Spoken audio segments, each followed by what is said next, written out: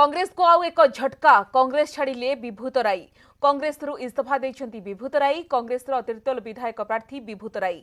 तेबे इस्तीफार कारण एपर्यंत जना पड़े नाही। ए आसनरू बीजेडी प्रार्थी होइछंती विष्णु दास।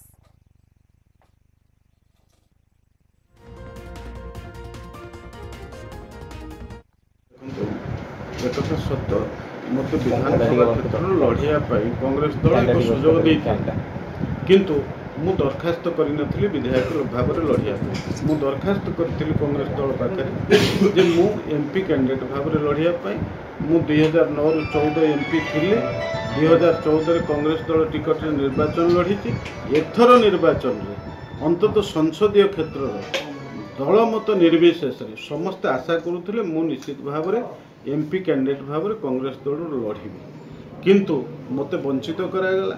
तेणु से दृष्टिकोण मु चिंता कली जे कहीं मते वंचित करागला। एथिरे कांग्रेस एवं बीजेडी भितर एक गुप्त बुझामणा निश्चित भाव में रही एवं कांग्रेस विचार करुच्चे कांग्रेस नेता माने विचार करुच्चंती बीजेडी जे प्रार्थीनी अछंती तांको जितेइबा पाई एक षडयंत्र निर्वाचन लड़े नहीं वरिष्ठ नेता युधिष्ठिर सामंतराय।